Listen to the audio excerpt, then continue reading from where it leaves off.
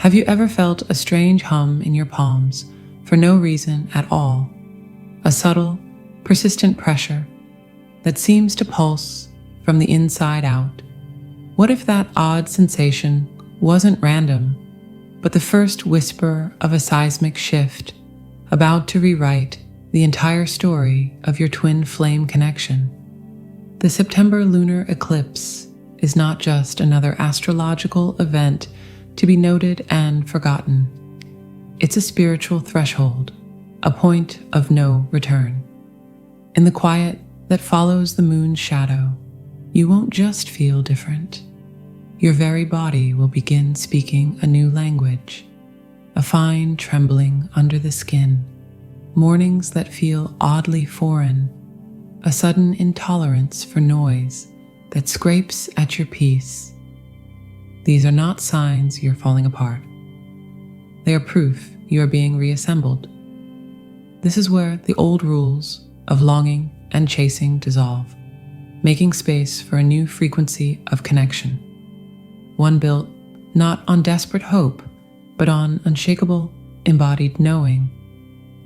If you're ready to understand what your body has been trying to tell you, and how to navigate the profound transformation already stirring within you, then you're already listening, and what comes next will change everything.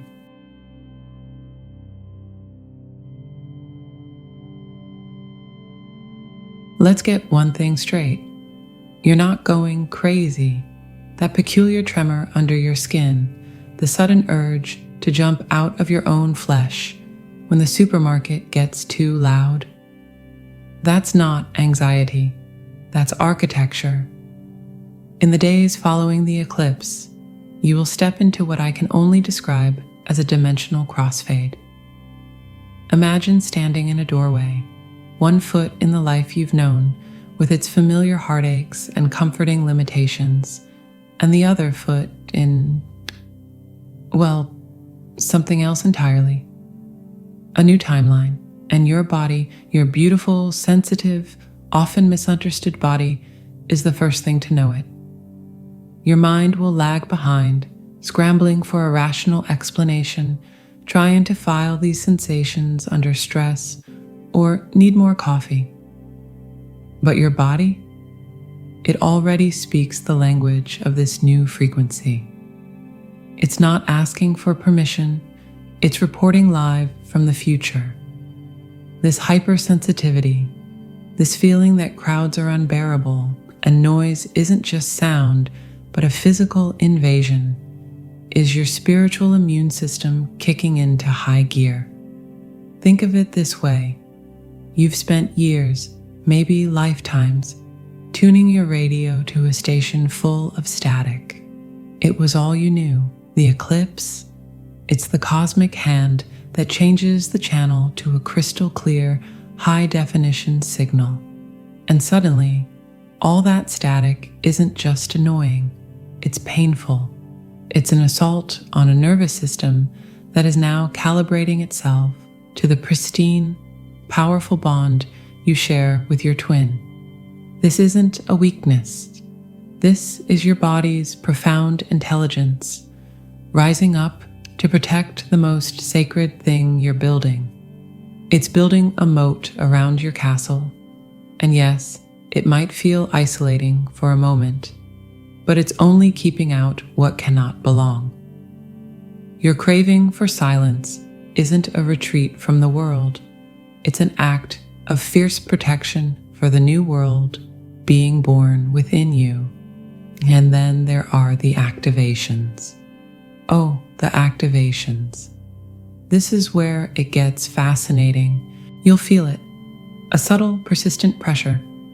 Not pain. Never pain. It's more like a hum. A vibration from the inside out, as if your very bones are remembering a song they once knew. You'll notice it in the oddest places, the center of your palms, as if you're holding a tiny spinning galaxy in each hand, between your shoulder blades, right where the wings would go if we were still telling those kinds of stories, behind your head at the base of your skull, the ancient docking port for divine downloads, and along the soles of your feet, grounding this entire cosmic upgrade into the very earth beneath you. This is your somatic blueprint flickering to life. Each point is a node in a new energy system coming online. And here's the punchline, the part that always makes me smile. It will spike when you think of them. And it will spike when they think of you. Your body becomes a living, breathing seismograph for the connection. You can't fake that. You can't manifest it through willpower alone. It's the most honest conversation you will ever have, and it happens wordlessly, in the silent language of the soul. You'll place your hand over your heart, not because it aches, but because it feels like it's transmitting. You're holding a radio that has finally locked onto the one station you've been searching for all your life. So the next time you feel that peculiar thrum in your palms, don't dismiss it. Don't rub it away. Stop. Listen. What is it trying to say? An impulse? A warning? A hello? Your body is no longer just a vessel. It's the most reliable map you have on this journey. And if you think that's a wild shift, just wait until you discover how this internal recalibration starts rewriting the very rules of communication between you. But that's a conversation for another time.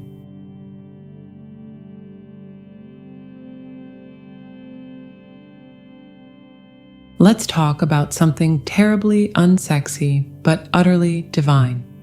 Your energy budget. I know, it sounds like something your accountant would bring up, not your spiritual guide. But after this eclipse, this becomes your most sacred practice. Forget manifesting boards for a second. Let's talk about your internal ledger. You're about to become the CFO of your own soul. And the currency isn't dollars, it's vibration. This isn't about hoarding your light. It's about investing it with breathtaking precision. Your tolerance for chaos is dropping to zero, not as a punishment, but as a promotion. You're being moved to a new pay grade of existence, and the frivolous distractions that used to be petty cash, they're now bankrupt. They can't afford you anymore. Think of your energy like a satellite phone with a single precious bar of battery in the middle of a vast desert. You wouldn't use it to scroll through cat memes, would you? You'd save every joule of power for the one call that matters, the one that gets you home. That's your new reality. Every interaction, every invitation, every commitment is a potential drain on that battery. And your body, your gloriously intelligent, often ignored body, is now the most accurate meter you own, that 2-minute rule. It's genius in its simplicity. Say yes to that party, agree to that favor, and then get quiet. Place a hand on your chest. Is there a subtle, grating sensation, like emotional sandpaper? That's a no. Not from your mind, which is worried about being rude, but from your soul, which is concerned with survival. Does your chest feel like it's expanding, like a door swinging open into a sunlit room? That's a yes. It's that simple. You're not making decisions based on guilt or obligation anymore. You're following a somatic roadmap to peace. This is where the real magic happens. This ruthless, loving curation of your energy field is what actually builds the container for your twin flame union. We often think union is about two energies coming together, but first, it's about each of you building a sovereign, energetically sound structure within yourselves. A relationship built on leaky energy will always falter. You're now in the business of building a fortress of clarity. you'll start scheduling fewer things and keeping sharper promises, especially to yourself. That compulsive urge to chase, to explain, to overfunction. It will feel like trying to pay for a 5-star meal with Monopoly money. The universe will simply not accept the transaction. It will taste like metal on your tongue, and you'll spit it out. You're done with that. This is the ultimate act of self-respect. It's you declaring, finally, that your peace is non-negotiable, that your nervous system is a sacred garden, and you are now the fierce, loving gardener who decides what gets to grow there. Weeds of drama, pulled. Flowers of authentic connection, watered. Boundaries stop being these scary, confrontational walls and start becoming policies. Simple, clear, and unemotional. You don't argue with the weather. You just bring an umbrella. This isn't about shutting the world out. It's about tuning your world so precisely that only the music of your true frequency can get in. And when you do that, you become a magnet for everything that resonates with that song, including a twin flame connection that is built on wholeness, not lack. It's in this pristine, quiet space you've protected that you'll finally hear it. Not the noise of their absence, but the unmistakable signal of their alignment. And the wildest part, your very stillness becomes the most powerful force in the entire dynamic. But that's a paradox for another day.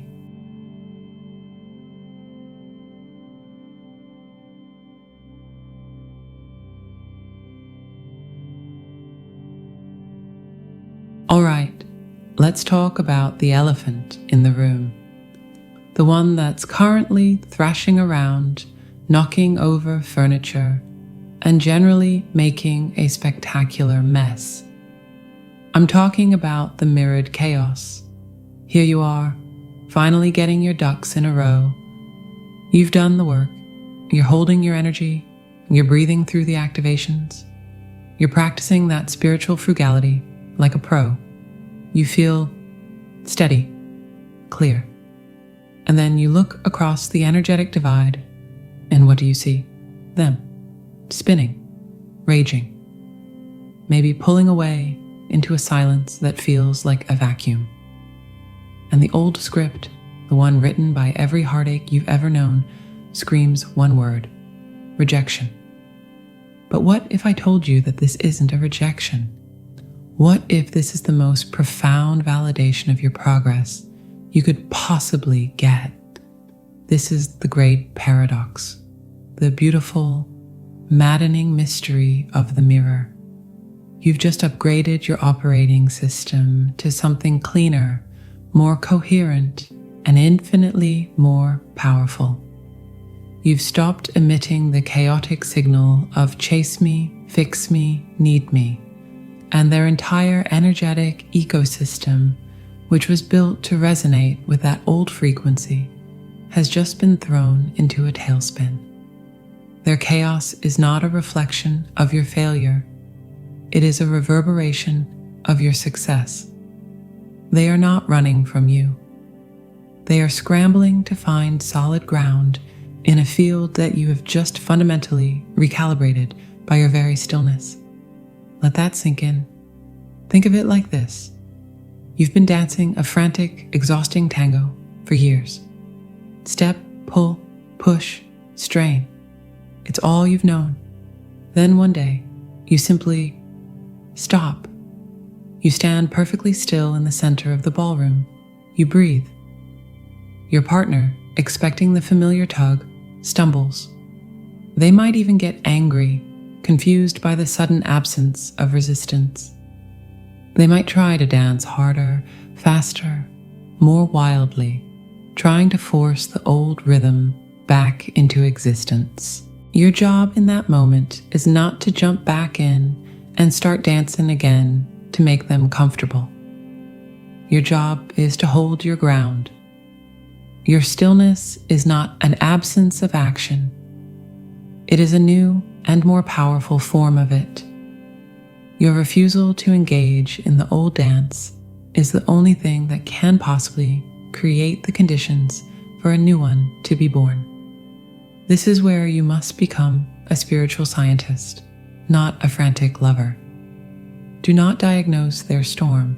Do not try to manage it, interpret it, or especially join it. Your calm is the control group in the experiment. The more you hold your steady frequency, the more their chaotic energy has nothing to latch onto. It's like a tornado. It needs heat and pressure to fuel it. Your stillness is the cool, calm eye of the storm that ultimately allows it to dissipate. It burns through its own fuel. Your peace is the thing that wrings their distractions dry. It's the ultimate act of faith, to believe so deeply in the strength of the connection that you can stop trying to control its expression. And in that tension, the breathtaking space between your unwavering calm and their temporary storm, the cord doesn't snap. It tightens. It tunes. It becomes a pristine, high-tension wire through which truth can finally travel, undistorted by your fear or their resistance. This is how polarity repairs itself, not through a dramatic reunion, but through this exquisite, painful, necessary calibration. Your magnetic pull isn't born from begging. It's born from this unshakable commitment to your own wholeness. You stop moving toward them, and in doing so, you create a gravitational pull so authentic that it becomes irresistible. This is the final surrender, the trust that the bond is so much smarter than our human insecurities, that it is orchestrating this perfect, messy, mirrored chaos for one reason only: to force you both into your highest, truest selves. The storm is not your enemy, it is your ally, and the greatest secret it's trying to reveal is how the energy you've been guarding so fiercely is about to become the very language that writes your new beginning.